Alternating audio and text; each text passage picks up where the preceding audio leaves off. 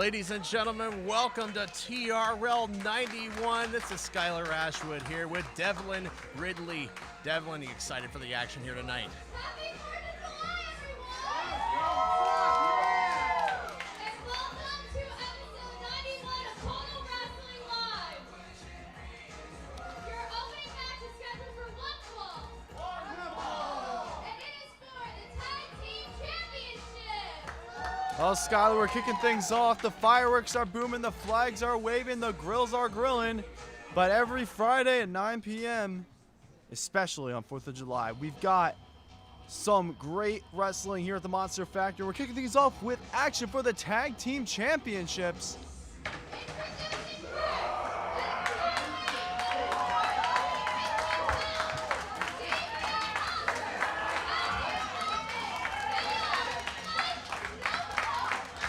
Monster Factory legends here. Primal Fear, Gabriel Hodder, Matthew Oman, former MFPW Tag Team Champions. Always good to have these guys back. Primal Fear, an eternal force to be reckoned with. But you're going up against the Stonewallers, the Snatchers themselves. Our Monster Factory Tag Team Champions. Primal Fear definitely has their work cut out for them here tonight.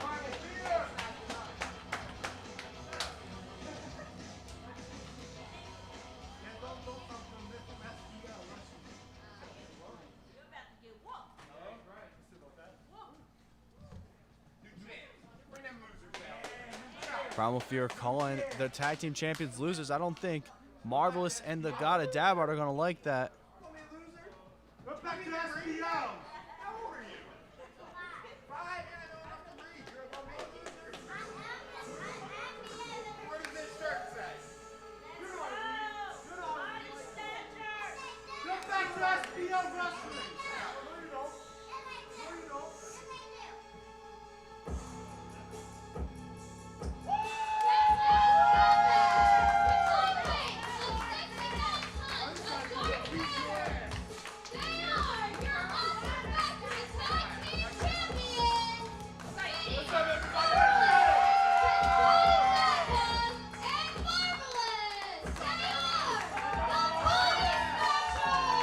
We've got the bass this week, Skylar. Do we ever? Look at those beautiful new shirts. Well, specifically the shirt that Marvelous is wearing. That's your new Body Snatcher merch. It's the best way to support your favorite wrestlers here at the Monster Factory. Definitely pick up their merch as the Body Snatchers are set to defend. Come on, tag team, beat your ass. It is a tag team match of epic proportions. Primal Fear, the challengers, Body Snatchers, the champions. And you're getting this action for free on Total Wrestling Live every Friday night at 9:10 p.m. Eastern Standard.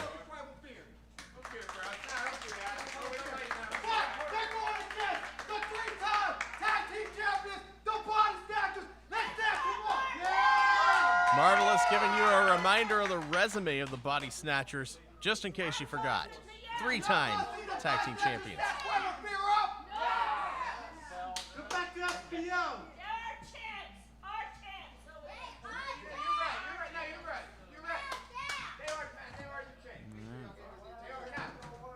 Nothing but love for the Tag Team Championships, or Tag Team Champions, as we prepare to kick off the action here tonight. If there's any place that can rejuvenate tag team wrestling across the globe, I feel like it could be the Monster Factory, and it starts here with these two tag teams. Some good old-fashioned jaw jacking in the middle. I think Omen trying to offer a sign of sportsmanship here.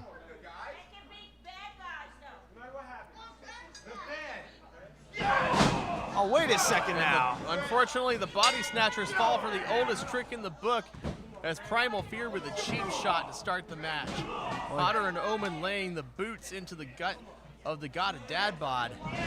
Marvelous and Dadbod gave Primal Fear the benefit of the doubt, but I don't think Gabriel and Omen realize that that's an immovable object you're trying to move. Marvelous dad bod just launched Marvelous into both members of Primal Fear. Using Newton's third law to full effect and destruction of Primal Fear. Beautiful shotgun dropkick into the corner. There's a tag. Got a dad bod legal, taking Gabriel Hodder up for a big scoop slam. That shook the ring. And now using his own tag partner as a weapon. Gabriel Hodder might be regretting his choices. There's a crushing splash from the god of dad bod. That had to register on the Richter scale. I don't know how Hodder is not having to be scraped off the mat with a spatula right now. The fan is calling for one more time. And now the God Dose. Well, Hodder, Omen snatching Hodder out of the jaws of death right there. Pun intended. Oh. As got a dad bod wiping off with the headband of Gabriel Hodder there. You might want to put that in the washing machine before that goes back on I'm your head. staying far away from that headband for the next couple weeks. Now Primal Fear kind of regrouping, rethinking their game plan on the outside. Got a beast of a man on the inside. But little strategy, but Marvelous goes flying, takes out both members of Primal Fear. Tope Suicida by Marvelous. He went full horizontal with that one. And now got a dad bod calling for the God Dose once again. It's on his second time, but once again, Matthew Omen saving his partner, hang up the God of Dad bod on the ropes, and now a chop block to the right knee of the God of Dad bod. Brilliant by Gabriel Hodder. You have to chop down the big man. If he can't get on his feet, he's much less of a threat as Matthew Omen capitalizing on the momentum that his tag team partner has created for the tag team champions.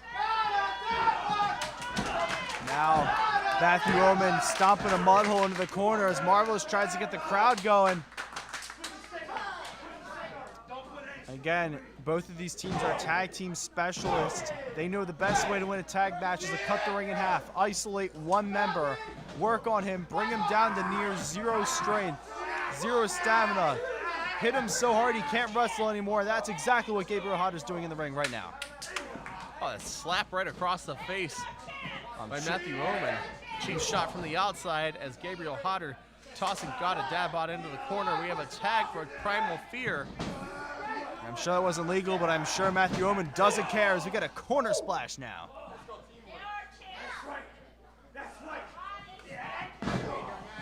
Elbow to the back of the head. And you got to remember, Ridley, this is not your average challenger for a tag team championship. Hodder and Omen, former tag champions themselves. Storied history here at the Monster Factory. Yeah, but the Body Snatchers are no strangers to veterans of their own. They are three-time Monster Factory Tag Team Champions, taking the titles off of 3 different teams of multi-title winning veterans at the Monster Factory. Got a dad bod rallying back. A big boot to the face of Gabriel Hodder, biting the forehead. Oh, he wants a piece of Matthew Omen, but Gabriel Hodder bite. Oh, I don't think that's going to work, Gabe. You might have just gotten yourself a mouthful of regret with that one. Got a mouthful of a headbutt is what he got. I've got a dad bod trying to make his way back to his tag team partner, Marvelous. Gabriel Hodder not going to let it happen. Function at the junction. Big clothesline drops Gabriel Hodder, and Marvelous is in the big tag. And now Marvelous, like a bolt of lightning, lighting up Gabriel Hodder with a 9-piece combo. There's the forearm. Marvelous sizing him up. Double knees to the sternum. Oh, but Gabe catches him. Matthew Omen now trying to get a piece, but Marvelous still fighting even when he's on the most dangerous rope. Crossbody. Omen rolls through into a Samoan drop. Excuse me, Hodder. Now, could that be the end? No, Marvelous kicks out.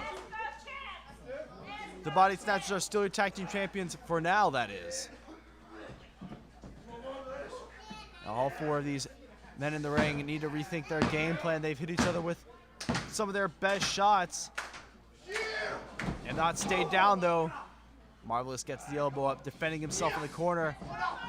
Oh. Oh, dropped him face first onto the turnbuckle, tag into Omen, and look at the fluidity on display by Primal Fear. I went for that tilt roll DDT. He had it scouted though. Marvelous again kicks out. Barely getting that shoulder up. Every moment Marvelous survives, you see the God of Dadbod slowly recovering in the corner, getting enough energy, ready to explode back into this match. But again, Primal Fear is focusing on Marvelous now. You know, it's not often that you see the Body Snatchers be the less experienced team in the ring. Primal Fear have been together for years, and you see that synchronicity on display. Marvelous trying to fight for the tag to the God of Dadbod. Omen catches him. Beautiful exploder suplex by Matthew Omen. Almost dropped Marvelous directly on his head there. We were so close to new tag team champions right there.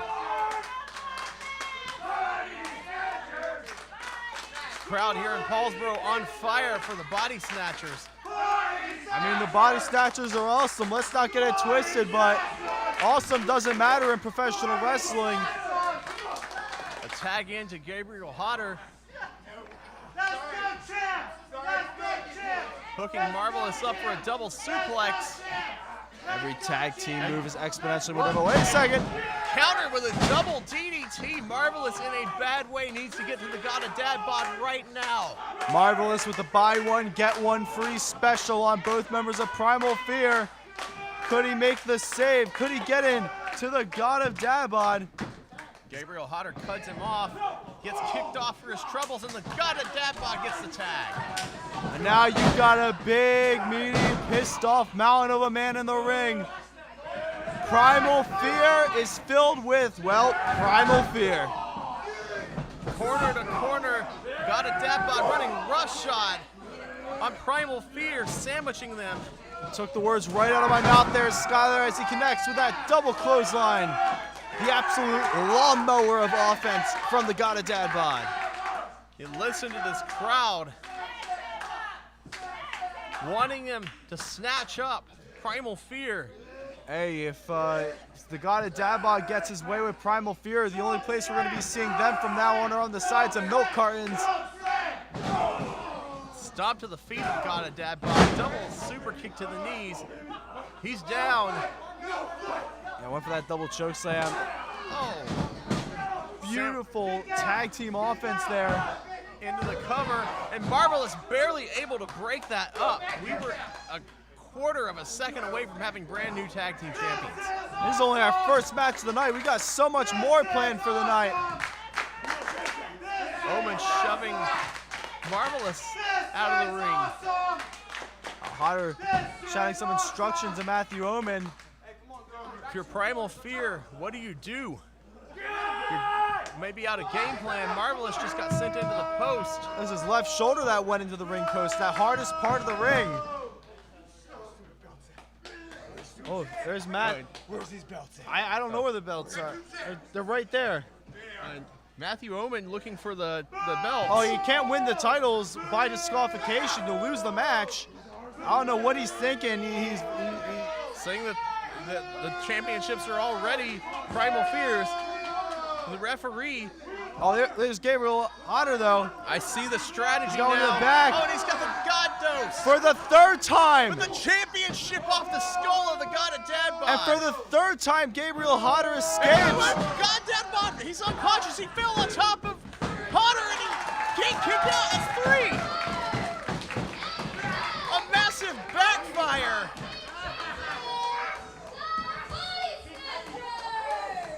What a way to lose a match, Skylar. The unconscious God of Dadbod fell dead weight onto Gabriel Hodder. He couldn't kick out.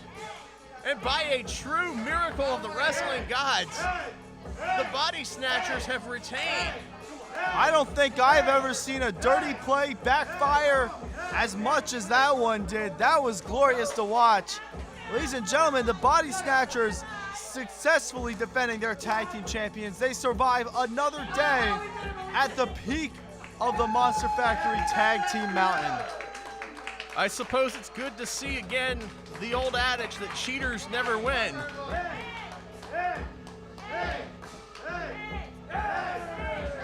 And now reveling in the adulation of the Paulsboro faithful. Well, ladies and gentlemen, we are just getting started. It is Independence Day. And did we ever fire off the fireworks in this opening contest? As, oh God, a Dadbot is still feeling the effects of that championship off the skull. We might want to get some attention from him. The demons are swirling in his mind. He looks to be okay now. In addition to fending off the challenge, he looks to have also fended off a trip to the local medical facility. Well, speaking of local medical facilities, the look Marvelous just made it, I feel like, local medical facility. Well, a crazed expression. We have more action on the way here tonight to include our main event. Chris Desmond taking on Luke DeSangro for the Monster Factory Championship as we turn things back over to our ring announcer, Metz. Our well-dressed ring announcer. The following is an open challenge for the Monster Factory Supersonic Championship. It's a championship Friday. Sparing no expense, you never know what's going to happen here on TRL. All the reason not to miss it.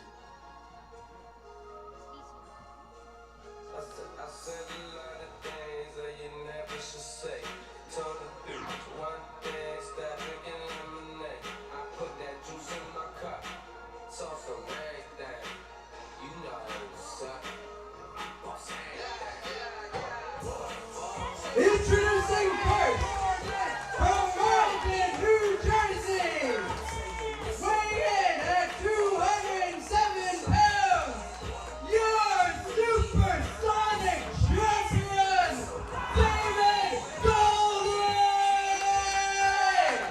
You know, I'll never not be impressed with how far Goldie has come. From the shy 15-year-old kid who walked through those doors years ago to a man who's truly on top of the mountain here at the Monster Factory. And our reigning, defending Supersonic champion. The music he comes out to from a time where he ruled the Monster Factory with an iron fist.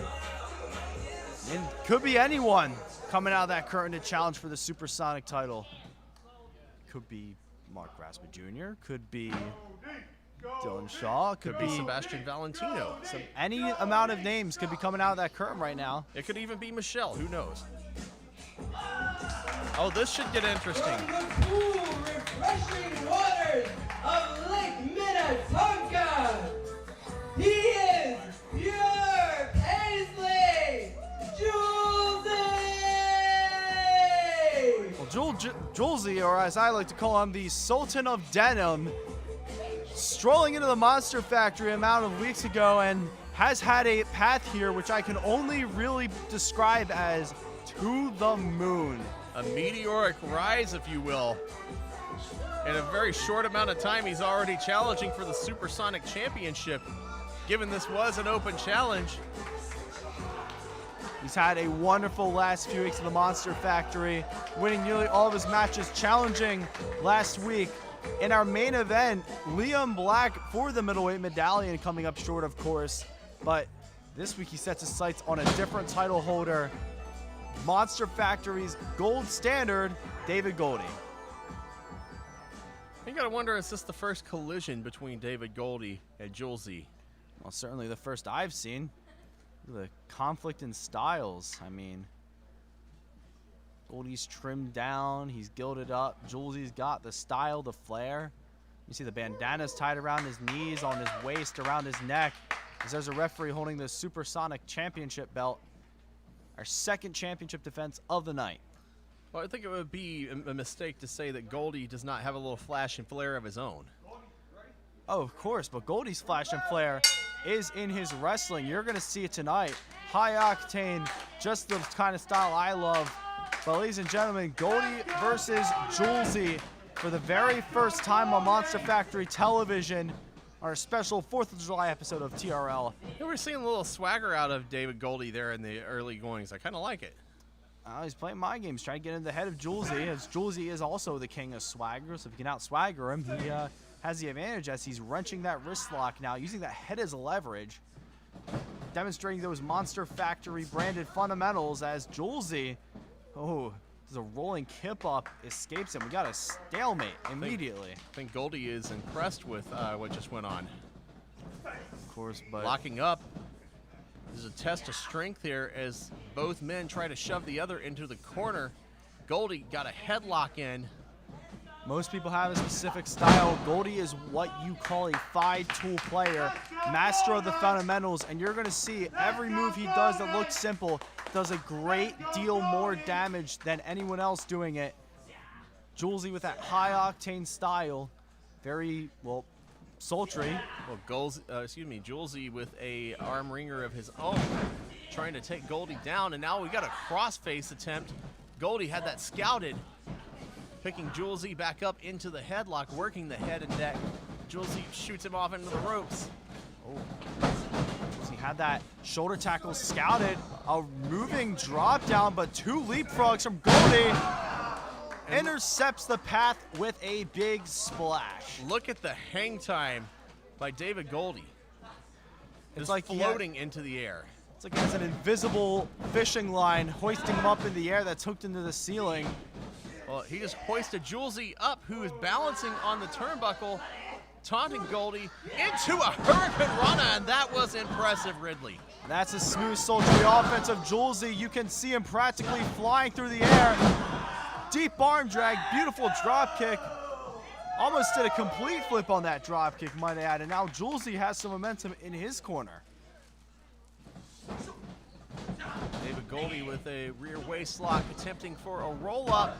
Oh, I thought Goldie had the tights there for a second. Schoolboy counter by Julesy only gets a 2 count. Both men are up. Goldie's got him up in the fireman carry, looking for the Ushigoroshi. Could he hit it early? Goldie once again masters fundamentals, but Julesy hooking both arms. Gory bomb? Yeah, that's definitely the gory bomb position. Goldie had it scouted, lifting Julesy up for a Michinoku driver. Seated version. Definitely did some good damage to Julesy. Goldie's got some time to rethink now. Lately, Goldie's opponents have been, forcing him to be on the run with their styles. They've chipped away at his offensive capabilities, but for the first time in a while, David Goldie is firmly in control of this match. But you also got to think David Goldie is riding some serious momentum with victories over Drew Gulak and the notorious Mimi in recent weeks. Gulak and Mimi's styles, by their nature, drastically undercut Goldie's style. I mean, theirs were very pinpoint focused, trying to isolate the limbs, take out the joints so Goldie couldn't do his offense. This match is a battle of the bulls. Both of these men are going to throw everything they have at each other. It's going to be a straight up contest, and that's what I love about professional wrestling. Goldie with a forearm to the face, sending Julesy across the ring. Julesy with a great counter. Oh, Alita bridge pin. I couldn't quite get it. That's a beautiful pin there. Seeing is believing, and I think he just made a believer out of Goldie. Wheelbarrow into a victory roll. What was? I think the shoulder might have been up. Our eagle eye referee must have caught it. A very astute call right there as Goldie had him up for the fireman's carry again. The pass by, 2 more pass bys. Oh, Julesy was in the rope there, and Goldie looked to do a handspring, caught Julesy in the head with the kick. That was a unique offense there. You're never safe when you're wrestling David Goldie. No matter what move you do, no matter what transition you get, David Goldie will find you. He will find a way to get offense in. Even running the ropes is dangerous. As he is grounding Julesy now. Again, back to those fundamentals, working over the arm with that armbar type maneuver there. He's got that left arm digging into Julesy's. Oh, now clawing into his ribs. The ribs, the pectoral muscle there. Yes. And is he stepping on the face? Sliding the boot across. He's grinding him down. Inch by inch, I mean, Jules E fighting back now, getting back to his feet. Shots to the stomach, trying to get Goldie away from him. Julesie's had a lot of opponents so far, but I don't think he's had an opponent quite like David Goldie. That's because there is no opponent quite like David Goldie. But Jules E mounting the offensive. Polish hammer right to the chest has Goldie reeling. Jules E definitely has momentum on his side a little bit with that corkscrew splash into the corner. Oh! Pump kick. Face wash with that boot. Goldie looks like his lights are out. Jules E can't take too much time. You're in there with one of Monster Factory's best. Don't squander this opportunity. Oh, I thought we were going Rolling Thunder. It was more like a rolling chop right there to the chest. That'll take the wind out of you. And now can he put the exclamation mark on it? Oh! Suplex into a face buster. Whoa! I don't think you could get any closer to 3 if you wanted to. I know Jules E was the underdog, but for 1 second, just one partial part of a second, I believed. That was a fragment of a second away from a 3 count. Goldie on the back foot now. Now, Looking gory bomb again. Goldie can't counter. Well, no, he did. He had it scouted. Into the ropes, back into the crossface in the middle of the ring. one of the most devastating moves in professional wrestling, the crossface, used by many multi-time world champions over the years. Will this get Jules E his first Monster Factory gold? Jules E cranking on the head and neck, looking for the championship tap out. Oh, Goldie looks like he's on the verge of it. His right arm is shaking. No win, lose, or draw. Jules E has put up an impressive fight here tonight as Goldie rolled that into a pin, I think out of sheer desperation. Almost got Jules E there for a 3, but once Gory again, bomb. Goldie fighting out again. He has that move scouted. And now he's looking for a gory bomb of his own. Knee to the face. That ring, Jules E's bell. Getting him back up into, brain buster. muscling him up with a single underhook brain buster. And now David Goldie could be looking for the finale. That's all, folks, for this match. Springboard. That knee to the face. You can count to 50. And still Supersonic champion. Your winner and still Supersonic champion, David Goldie! Say what you will, David Goldie walks out of here still the champion, but he just got taken to the limit. Jules E put up a wonderful fight, and he's got a microphone in hand. Let's see what the champ has to say.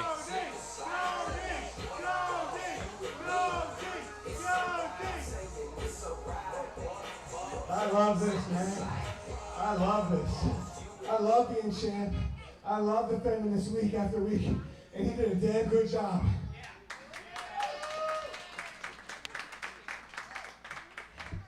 And as of right now, I don't have a challenger next week. So, here's what we're gonna do. Right after I get out of this ring, we're gonna have 15 men, women, everyone come in here and have a top rope battle royal.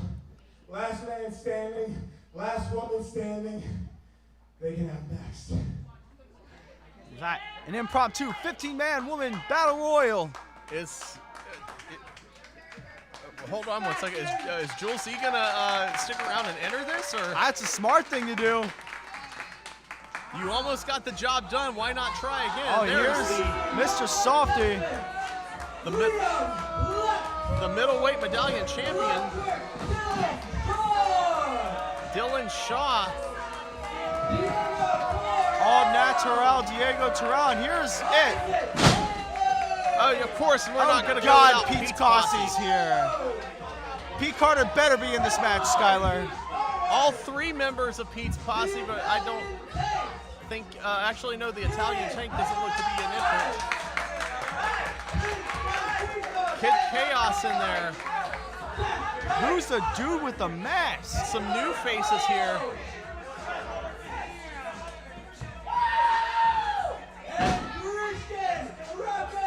Christian Rocco. Oh, it is best Uncle Sam outfit.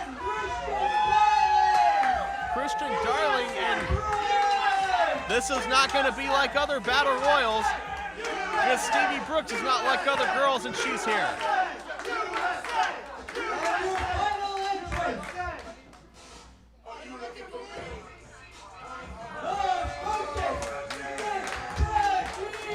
Oh, come on, Batee, don't make a spectacle of yourself. You know, I feel like he paid off production to get his own. Have fun. Be safe out there, kids. I'll see you next Saturday. You know, Nick Batee, the focus, center of attention, always probably paid off production to get his own entrance music in there Nick, while you everyone might else wanna got look the out. same. We've got a whole.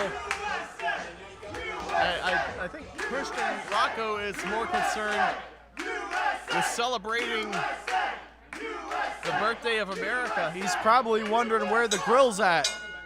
The bell rings. Complete chaos. We've got fists flying all the way across the ring. It's going to be so hard to keep track. We got Isaac Taylor in there. We got Big Mask there. We got Christian Darling putting the boots to Milton. We got Chico in the corner. So much action. I mean, who's your pick? I got to know. We're the commentators. We got to have our own opinions about this. You know what? Tonight I'm putting my money on chamomile allergies, and I'm saying Stevie Brooks. Good. Well, in that vein, I'm gonna go Christian Darling. I mean, he's had a crazy good record of winning Battle Royals specifically. It may be so, but can he get the job done again here tonight as that masked individual is stomping? I mean, Diego Terrell's taking a beating. I know, fighting back with the uppercut. You see Stevie Brooks and Nick Batee in the corner. Those two have plenty of history as Dylan Shaw going to work on the middleweight medallion champion. Well, I don't think it's, I think it's the middleweight medallion champion going to work on Dylan Shaw, but all exchanging chops. So much going on in this battle royal. One thing's happening 1 second, another is the next. Christian Rocco in danger in the corner, courtesy of Kid Chaos. Oh, he's got the power of Uncle Sam behind him. He is fighting with an American flag wrapped around him. That's impressive. Well, crowd probably has the Mr. Softy truck outside, but still no eliminations thus far that I have seen. Dylan Shaw piecing up Black Mask in the middle. We got Mullet on the left, about to get eliminated, and we get an unfortunate close-up of Milton Malo. Kid Chaos on the shoulders of Nick Batee, fighting off.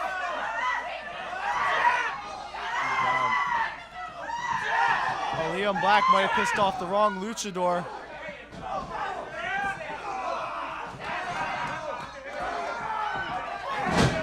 Shotgun drop kick by Liam Black, sending Chico across the ring. Oh, that's Nick Batee precariously on our side. What? Almost got eliminated. His feet were really close to the mat. This Kid Chaos looks to finish the And job. now the Boston Crab, and why a submission in a battle royal? That's a very unorthodox offense. Not even that, you're opening yourself up to getting attacked by any of the other 14 competitors. He can tap till the sun comes up, and it doesn't mean a thing. And now it's Chico on the verge of getting eliminated on our left side of the screen. Stevie Brooks checking on her tag team partner there in the corner, and Milton Malo is in danger, courtesy of Dylan Shaw. Well, There's Ali Oliver. trying to help. This would be incredible if Milton Malo's the first one out. Christian Rocco, whoa, Christian Rocco's feet almost Uncle scraping the Sam's a floor. little bit of trouble here. Christian Rocco playing with fire there. He's really just hanging on with one leg. Getting the USA chance in there is, Whoa, and we have our first elimination. Diego Terrell scores it. Christian Rocco trying to get rid of Nick Batee. That would be a shame to see multi-time former Monster Factory champion like Nick Petit go home early. And Liam Lowbridge is the black mask. He's out now. Well, Darling stomping a muddle in a, oh God, Ali's taking a beating with a capital B there. While Stevie Brooks is cheering him on. You know what? How poetic would it be if it came down to Stevie Brooks and Christian Darling as the final two? You know, it can only be one, but who knows? They might negotiate, make it a triple threat. But Liam is handing out those chops like some hamburgers and hot dogs on 4th of July as Clockwork Dylan Shaw dumped to the apron. And you watch out for Pete Carter. Yeah, Pete Carter and Tacker on the outside. Dylan. And Pete Carter eliminates Dylan Shaw.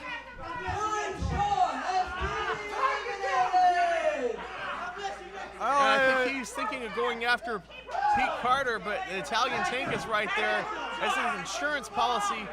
And Nick Petit is choking Christian Rocco with the flag. You're not even gonna take a swing at him, Dylan. I probably would have done something, but Oliver now has Chico in the front.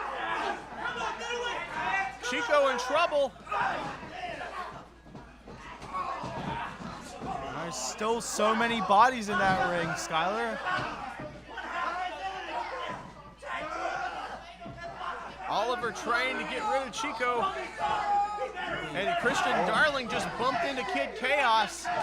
Those two definitely not friends.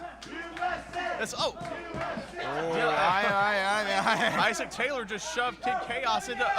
Kid Chaos stuck between a rock and a hard place. His dad isn't here to save him. Speaking of hard places, there's the mat on the outside.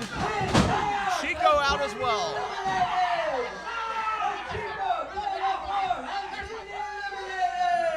Long drawn out elimination announcements, but it's complicated. Gets rid of their rival Kid Chaos.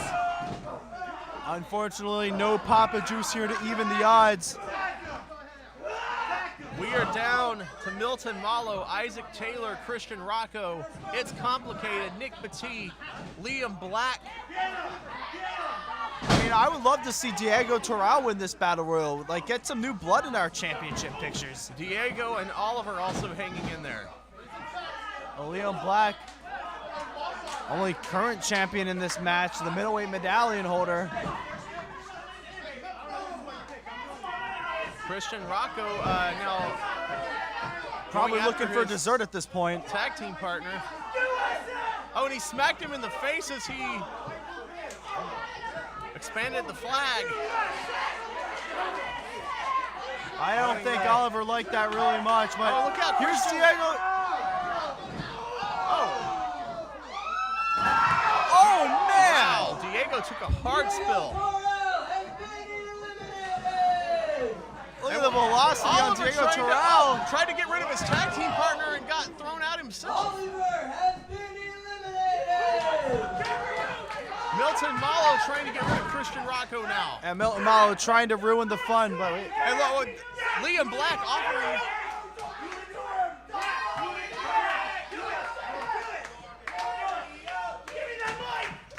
And Christian Rocco went after the karaoke mic and just eliminated himself. brother, get yourself on America's Got Talent after that. You've got devotion. You may have talent. Oh, wait, hang on, Isaac Taylor. I don't know about intelligence. I don't know what you're doing with Stevie Brooks, but the goalie's right behind you if you're trying to score. And now Isaac Taylor runs afoul of It's Complicated, and he's history. Day night went south, and there goes Milton Malo. Well, it's not a great night to beat Pete's posse. But a great night to beat everyone else who has to watch them. That was a DT by Nick Petit, who gets trying to get rid of Stevie Brooks now. Now Nick Petit in a precarious position on the apron. Wouldn't Nick Petit love to get the momentum back by being the one to go on to take on Goldie? Stevie Brooks looks to have this well in hand here. Has him on the apron, forearm to the face. And now could be looking at the biggest elimination of the match right here. The focus, Nick Petit has no hands on the ropes. Nick Petit grabbing the hair. Oh, no. Oh, and Nick Petit just got hung up on the ropes, and he's losing his balance. He caught himself. Stevie can't quite throw him out. There's one arm gone. There's two arms look gone. at the balance of Nick Petit on display. It's on the middle row now. Whoa. Our referee's in the crawling position, trying to make sure we get an accurate call here. Did his feet hit the floor? No, I don't believe it did. Referee's waving it off. Good God, the core strength of Nick Petit as he tries to get rid of Stevie Brooks again. Two reversals. Stevie's over the top rope now. Oh, but look at that. Scissor kick, and Stevie Brooks is out of the match. Stevie Brooks has been eliminated. What a way to go out. We're down to Christian Darling, and, well, no longer Nick Petit. Look out for Liam Black. Liam Black. Whoa, I thought he stole it. Darling, you're my pick. You're the Battle Royal King. You want that Supersonic Championship more than anyone else. Goldie's the one who took that title from you. Liam, in disbelief that Christian Darling held on. Whoa, and he almost slipped off the apron. Devastating right hand for Christian Darling. Liam answers with a right forearm of his own. A white hot battle royal here, coming down to the wire. Liam desperate to get this elimination. Wants to add more gold to his resume. Striking at the hands. Oh, almost. It's a battle to see who can knock who off of the apron. Forearm to the face of Liam Black. Every shot could end this match at any moment. Flash knee to the jaw of Christian Darling. Both men holding on for dear life. What a chop. Yeah, I don't want to take a chop for Christian Darling. That looks like it's awful. It sent Liam Black back into the ring, and now Christian Darling's still on the apron. I might have backfired on your Darling. We'll see. Springboard. Liam Black moved out of the way. Survival instinct. Trying to get rid of Christian Darling now using the element of surprise. Does not work. Step up Enziguri using the second rope as leverage. Christian Darling looks like he's out on his feet. Up. Tornado springboard kick. Christian Darling looks like he may be out of it. Hitting the ropes. Christian Darling passes by, uses the moment to send Liam over the top rope. Well, Liam Black with a springboard elbow. A man who has wings in his boots. And he got caught off of that springboard maneuver with a knee right to the face, and both men are down. What is going on here, Ridley? Function at the junction. No mortal man can walk away from a collision like that without lasting effects. How bad do these two really want it?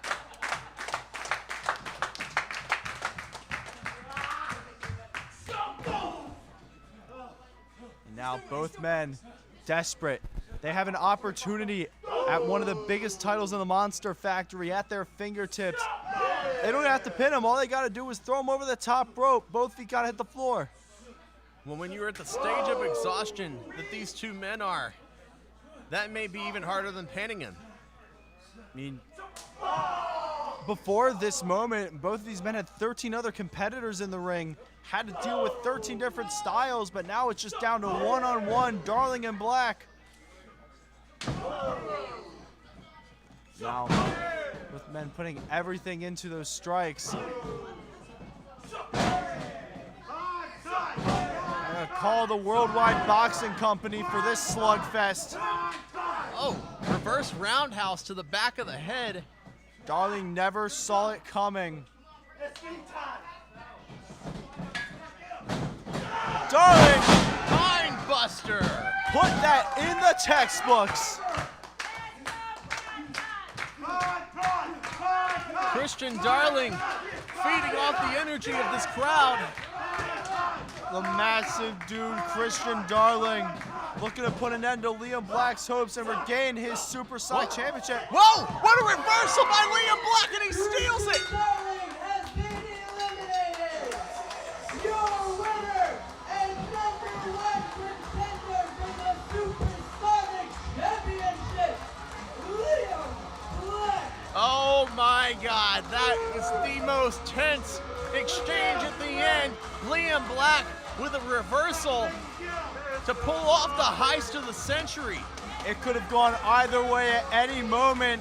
And with one reversal, with Liam Black holding on at just the right time, he books himself a chance to walk away with not one, but 2 championships. And there's the man.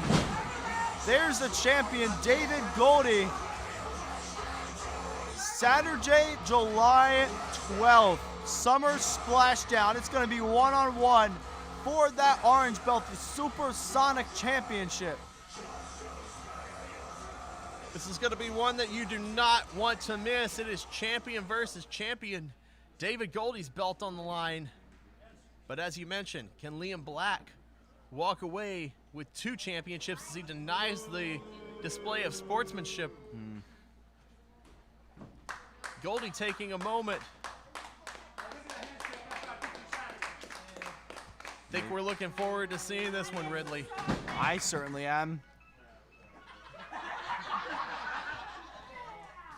The Mr. Softy jingle will never go away for Liam Black.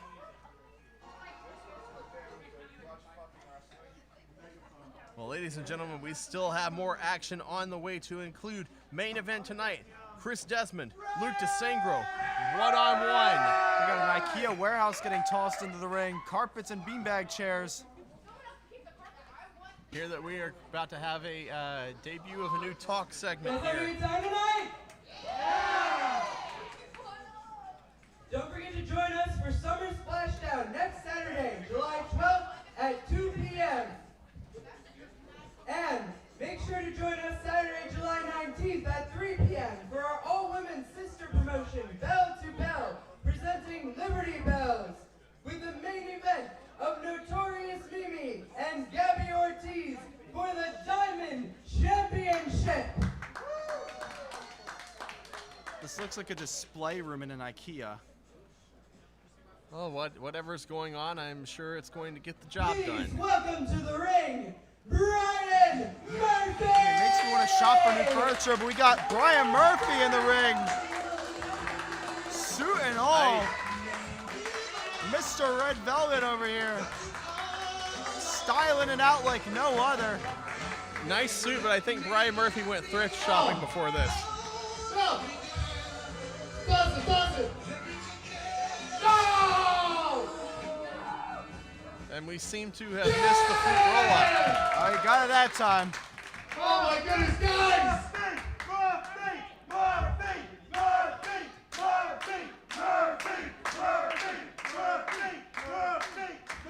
Thank you so much. Yeah, welcome to my first show, guys. This is joined at this time with Brian Murphy. Joined at this time is apparently Here, I got my trout. what we're I calling got this. my dogs. Yeah, I got the cups here. This is put together. We got it, guys. Abstract art. We got a guest. Some horizontal flowers before. It's been a few weeks since Because We Can. And I know that we are all wondering exactly why high fashion and bloated. So when my guest comes out here, please don't blow this for me. Please do not boo him into oblivion for stabbing his tag team partner in the back who's been with him through thick and thin. Okay? Well, if there's painting one a thing the great Paul's picture. Bro crowd is So good I'm at, it's Brian not Murphy listening. From the world famous Monster Factory, and I'm joined at this time by Sebastian Valentino.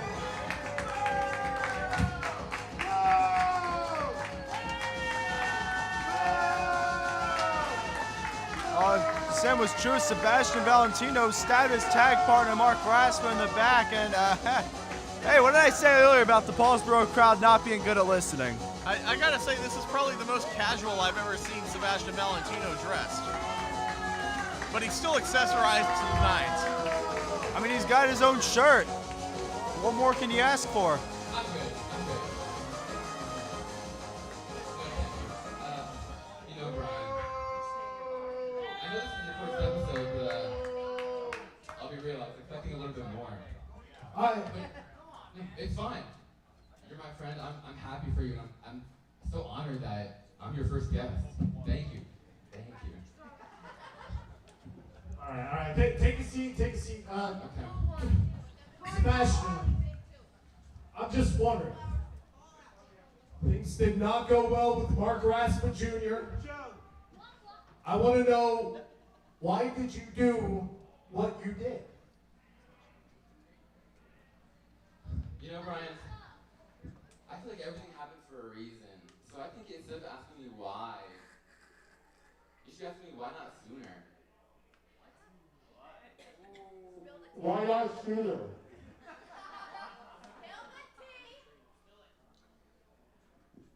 Because everything was going great at first, right? What?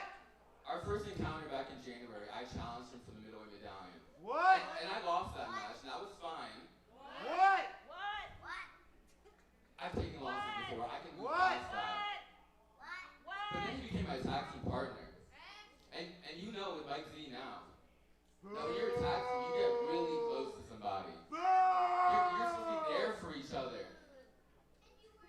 And he was. Everything was going great up until we finally got a tag team championship match. And we lost because of some miscommunications on his side. What? And so much so that after the match, What? he had us in such a vulnerable state that we got beaten What? down by controlled chaos. And What? maybe I should have done it then. But I let it go. I forgave him. And we What? moved past that. You know what? I forgave him. What? But then in April, that entire month, I was being tortured every week by Pete's posse. What? And where was my tag partner to help me? What? Be by my side. What? He was busy. What? You know what? He was busy with Liam Black fighting What? the medallion, and I had to go get the What? snatchers, who I What? barely even know, What? What? to fight with me. What? And What? you know what? You know how bad the God of Dadbot smells? I had tea with him. But you know what? At least I can say they got the job done.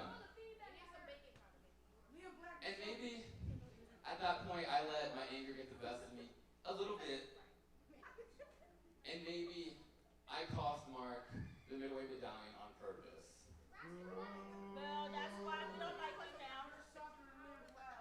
But I forgave him again. We moved past that. I forgave him. And I thought he was finally gonna let me have my moment. Last month, when we had our triple threat with Liam, and I had that match won. I should be the middleweight medallion holder right now. I should be. No, I had that match won if it wasn't for Mark hurting my leg in that match, leaving me 2 weeks to win. So at that point, it was 3 strikes. I was just standing up for myself. So I did what I had to do, and I finally got rid of him. All right, I think we can all agree. I'm sorry that you're feeling that way, Sebastian, and I don't want that for you. But I imagine as well, like, Mark was the middleweight medallion holder previous to you guys getting together as a team, and I think he tried to do his best to both hold up being a champion while also being in your team. I think he tried his best. Well, clearly it wasn't enough. Clearly he couldn't balance it. And he should have known that. He should have known that. But like I said, I was standing up for myself. I did what I had to do. And now, it's been about 4 weeks, and nobody's seen him since. So I think I killed the unkillable. I think I did. Sebastian, you gotta be fair here. You're out here. You're saying that you messed with him on purpose, that you purposely took away, stabbed him in the back, took his time. Wait. Listen. Brian, are you taking his side? No. You're trying to say Yes. that he's right, Yes. and I'm wrong. Yes. And I'm wrong. Yes. I thought we were friends. Yes. I thought we were friends. Yes. You brought me out here just to make fun of me? Just to humiliate me in front of everybody? You know what? I thought we were cool.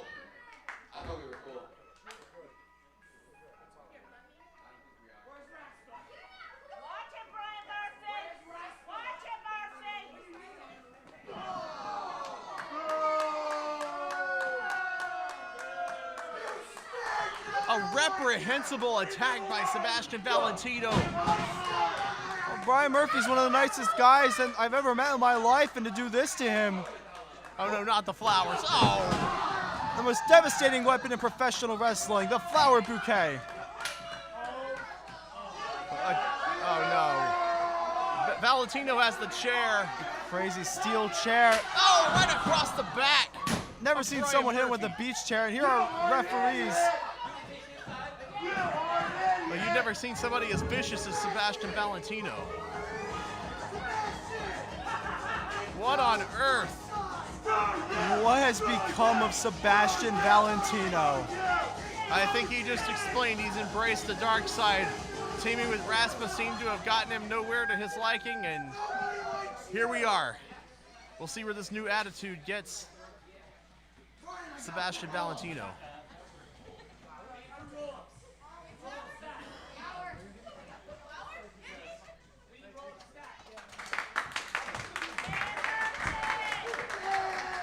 Well, ladies and gentlemen, we still have our main event coming up next for the Monster Factory Championship. Chris Desmond, the challenger. Lucas Twitch de Sangro, the champion. A rematch from our last big show where Twitch retained the title over Chris Desmond. Could tonight be any different in your eyes, Skylar? There's no telling with these two, as well as they know each other, how far we've seen Twitch come, how hard he worked to get a hold of that Monster Factory Championship, nor do we know how far he will go to keep it. As we turn things back over to Metz, hopefully not forgetting that we still have a rug in the ring. I never seen anyone wrestle with a rug in the ring. Anything can happen here at the Monster Factory. All right, remember to get your tickets for next Saturday's Summer Splashdown at 2 p.m. and for Bell to Bell on the 19th at 3 p.m. The following is your main event of the evening. Wait a second, Sebastian! What is this? What's going on? Why Metz? Sebastian, this is wrong. That's a defenseless ring announcer. You even knocked the glasses off. That's crazy. Someone get security out here. Why This not is them like they owe him inexcusable. money? This is inexcusable. Well, his referee's taking their sweet time getting in there. That's not even a wrestler. That's just an Unbelievable. official ring announcer. What did Metz do to you? And now Sebastian laying the boots to our ring announcer right before the main event. What is going on? I assume that ring announcing wasn't up to standards for Sebastian Valentino. I mean, he's a sophisticated individual after all. I can't believe this is our officials are helping Metz out of the ring.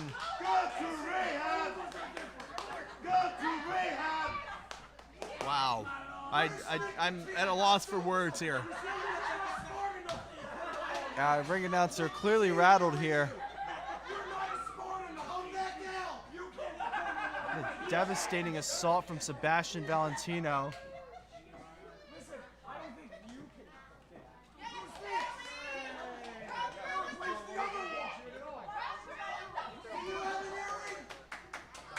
It is now time for your main event scheduled for one fall. And it is for your Monster Factory Championship. As we get some medical attention from Metz, we are getting on with our main event here. Wow. Well, we got to move on to the important stuff, and that is our main event of the evening. Big title, big fight feel. Here's Chris Desmond. The Heat Seeker, Chris Desmond. With his own brand new shirt and all. Pro Wrestling Tees. You know where to get it, folks. Crowd wants their pizza from Desmond. I think you're here on the wrong night. We will have it at Monster Factory Summer Splashdown, I believe. We ain't getting pizza tonight, but Desmond's about to give the crowd something they can sink their teeth into, and that's hopefully the two-time champion. I'm gonna brew my hair for this ring. Without a doubt.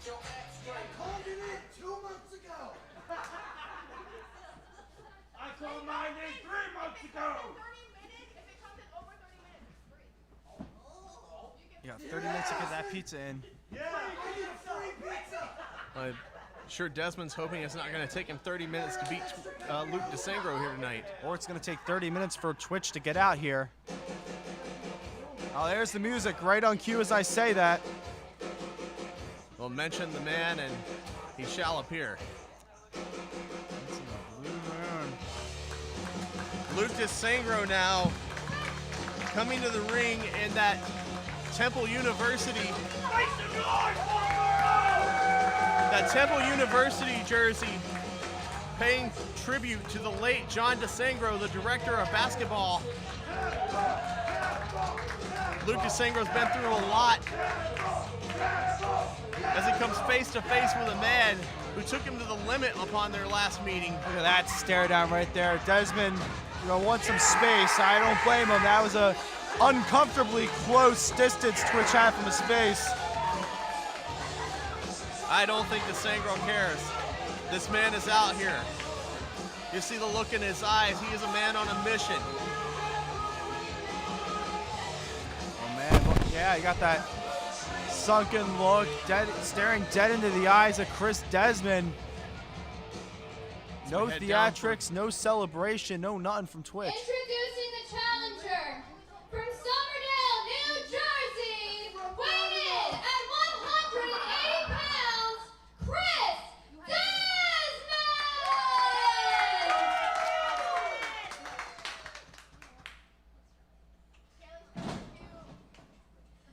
Introducing the champion from Levittown, Pennsylvania, weighing in at 195 pounds, the reigning, defending Monster Factory champion, Luke DeSangro!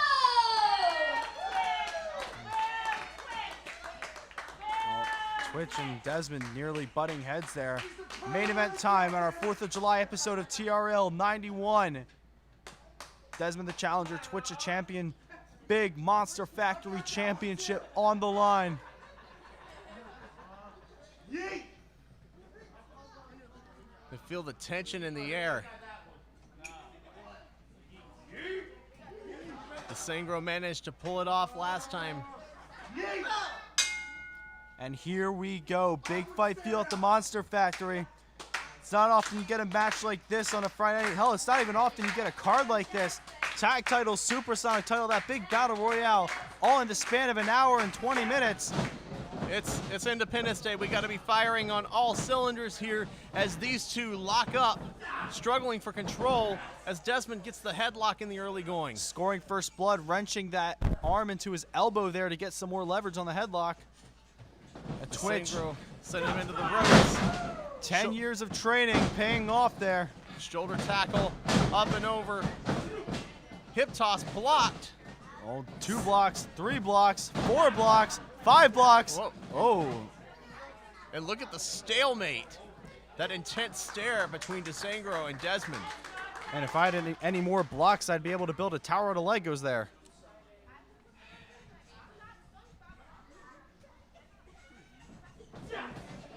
Anyways, another lock up in the middle of the ring. Luke DeSangro. Headlock of his own there.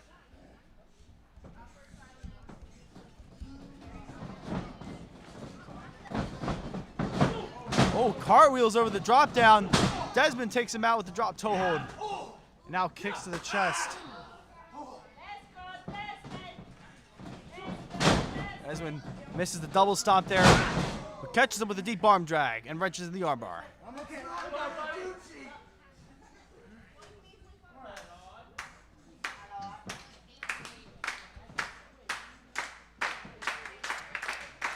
The champion backed into the corner as Desmond whips him across the ring. DeSangro the reversal. Desmond flies up and over. I think Desmond might have tweaked his ankle there as he landed, allowing DeSangro to get the back elbow. He looked like he was grabbing his quad there for a second, or that knee area. But regardless, yeah, some landings can be a bit funky at times. Luke DeSangro connects with that European uppercut. Charging in. Yeah, hyping himself up by saying he moved like a Pokemon, but catches him with the clothesline. Into the cover. Kick out after 2. Desmond lucky that that uppercut was all that DeSangro went for. You hang out too long in the corner, you might get hit with a mouthful of shame. Oh, that's what that's called. And sending him through the ropes out to the outside. I mean, I guess it gives, I don't know why he did that. Gives Desmond some more breathing room. Is DeSangro looking to fly? Does he have wings of his own? Oh, and Desmond cuts him off. Is promptly grounded. No fly zone here. Oh, Desmond, I thought he was going to hit him with the chair, but I think scoring some innovative offense here. A drive-by drop kick using the chair for a little boost. That's a beautiful move right there from Chris Desmond. Now Luke DeSangro is kind of reeling there. Definitely feeling, and this is not a hardcore match here, Desmond. He's got the trash can. You wonder what he's going to do with it. Hey, I would go to any lengths necessary to win the And he Monster gets Factory reversed champion. into the trash can. Fortunately, did not knock it over. The cameras are having a bad time catching the action, but Desmond and DeSangro at a count of 7 now. Desmond get thrown back in the ring by DeSangro, who's getting back in himself. I don't think Desmond knows where he is. Firing back with shots to the body of DeSangro. DeSangro thinks he can just tank all those shots and Oh, look at that combination there with the kick and the sweep. did he go to the Red Dragon Dojo for that offense or what? Definitely looks like he took a page out of Papa Juice's book, and a reverse roundhouse. Look at the confidence on display by DeSangro there. Yeah, Twitch is full of sweat but brushing off the shoulder like it's nothing. The dichotomy of this individual will never cease to amaze me. Desmond, I think DeSangro spent a little too much time taunting Desmond with a kick to the back of the head. DeSangro spends too much time talking in general. You got to get to the action, brother. DeSangro with a spinning toe hold, trying to take out the leg of Chris Desmond, possibly to maybe disable the heat seeker.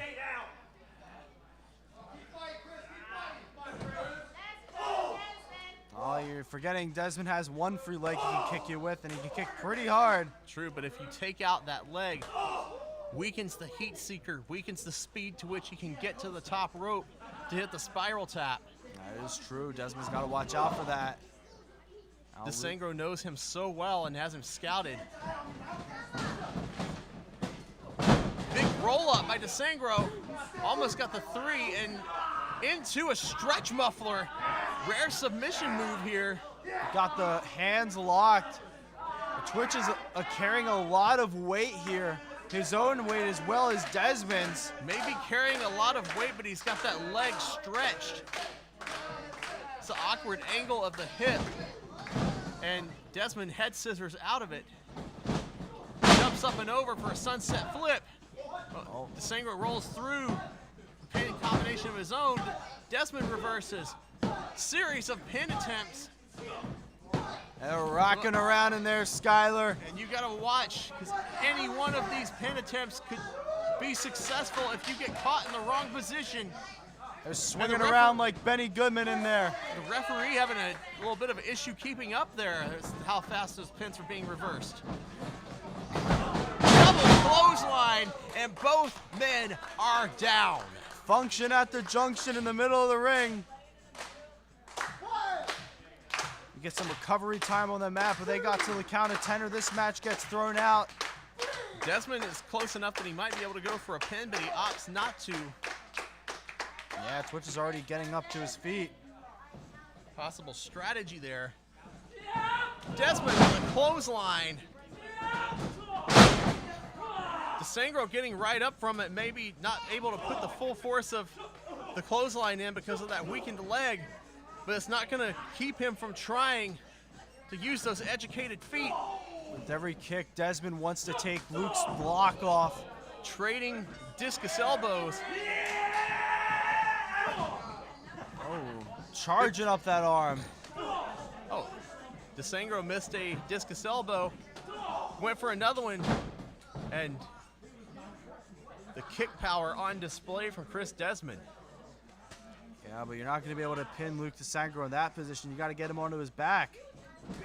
And a clothesline drops Desmond. Put everything you had into that line, and now... Oh, sensory overload. That wasn't a sensory overload. I think he said Monsterade. Yes, it was. I don't know, Twitch's roster is confusing, but anyways. Definitely has a plethora of moves in his arsenal to pull from. Monster Ray doesn't get the job done, unfortunately. DeSangro, I think, rethinking his We got a game pizza plan. chant.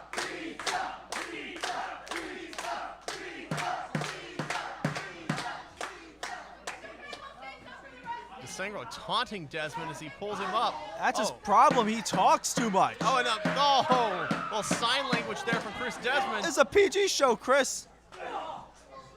I think the PG in this rivalry went out of the window a long time ago. Well, both men obviously having deep issues with one another. DeSangro signaling for the end of it. Well, missing the kick. Oh, Desmond is going for a half and half. Twitch drags him. Looking mouthful of shame. Desmond rebounds with a lariat. That turning one Twitch will inside actually knock your block off. Double underhook, the message. out. Is that it? Wow. Unbelievable. DeSangro barely able to get that shoulder up. Keeps this match going. Both these men have thrown some of their best shots, but I repeat, some of them. Heat Seeker hasn't come out. The Spiral Tap hasn't come out. A lot of beautiful Neither weapons. has the sensory overload. Neither has the mouth full of shame. Neither has the nervous breakdown. Can't underestimate the arsenal of either one of these men. Chops to the chest, lighting DeSangro up. Well, it was Twitch who interfered in the match where Chris Desmond lost the Monster Factory Championship, cost him the title, and then won it for himself a couple of weeks later. Corkscrew neck breaker by Desmond. Well, it's looking for the Heat Seeker, but the leg got caught. And now, Regalplex kick out after two. What a beautifully dangerous suplex there. Now both men down. We need a definitive winner. Only one can walk out as a champion. It doesn't matter how this match ends. And Twitch has the advantage in that regard. Luke DeSangro came in this match knowing full good and well he was going to get taken to the limit.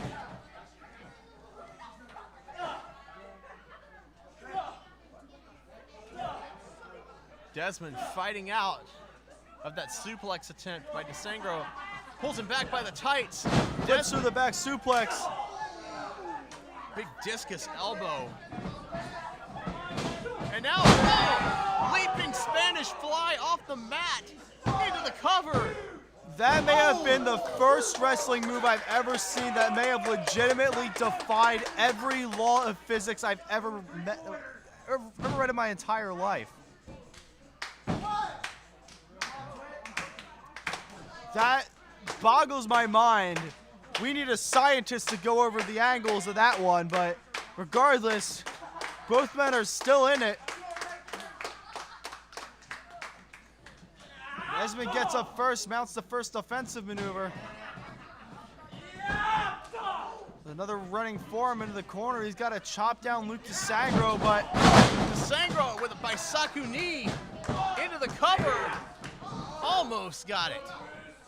a Desmond running knee. Got that shoulder up at the very last second.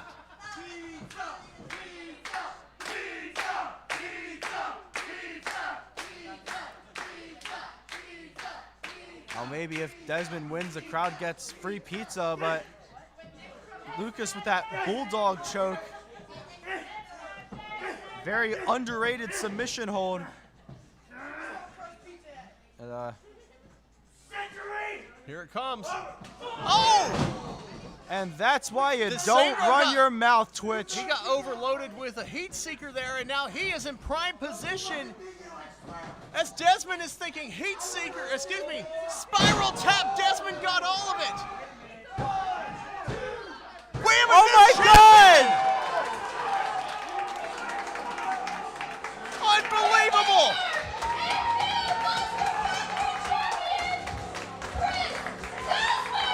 Good Lord, he did it! I can't believe this. I'm genuinely in utter disbelief. What happened, Ridley? Twitch ran his mouth.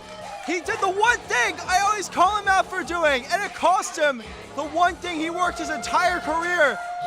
But somebody who's worked probably even harder, Chris Desmond, wins back the championship that was honestly stolen from him. I think we're celebrating with pizza tonight. We certainly are. I'm getting a pie after this show, but Chris Desmond taking his rightful place atop the Monster Factory throne. I think DeSangro may have taken his eye off the ball here, and now Desmond is a two-time Monster Factory champion. This is why you do not miss TRL. This is why you do not miss Monster Factory shows. Anything can happen at any time. Well, DeSangro taking the sportsmanship here. Might be a tough pill to swallow. Chris Desmond, the man who probably deserves it the most out of every single person in this factory. I cannot think of another one who has worked harder than him. Well, I don't think we've heard the last of DeSangro here in the Monster Factory Championship picture. Well, ladies and gentlemen, we thank you for joining us here tonight for the world-famous Monster Factory alongside Devlin Ridley. I am Skylar Ashwood. Thank you and good night.